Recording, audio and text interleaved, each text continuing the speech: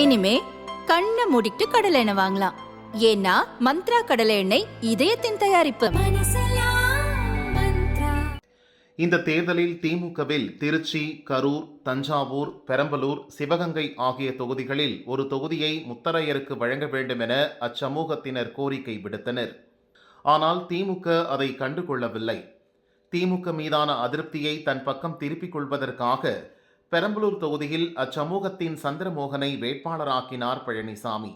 இதையடுத்து திமுக மீதான அதிருப்தியில் தஞ்சாவூரில் இயங்கும் சமூக நீதி கூட்டமைப்பு என்ற முத்தரையர் சமூக அமைப்பின் சார்பில் பட்டுக்கோட்டையை சேர்ந்த ரங்கசாமி என்பவர் சுயேட்சை வேட்பாளராக வேட்புமனு தாக்கல் செய்தார்.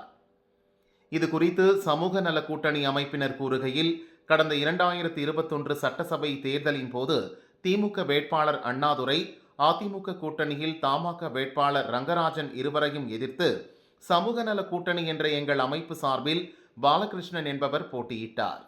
சுயேட்சையாக போட்டியிட்ட பாலகிருஷ்ணன் 23,771 ஓட்டுகள் பெற்றார். அதேபோன்று இம்முறையும் நல்ல ஓட்டுகளை வாங்குவோம் என தெரிவித்தனர்.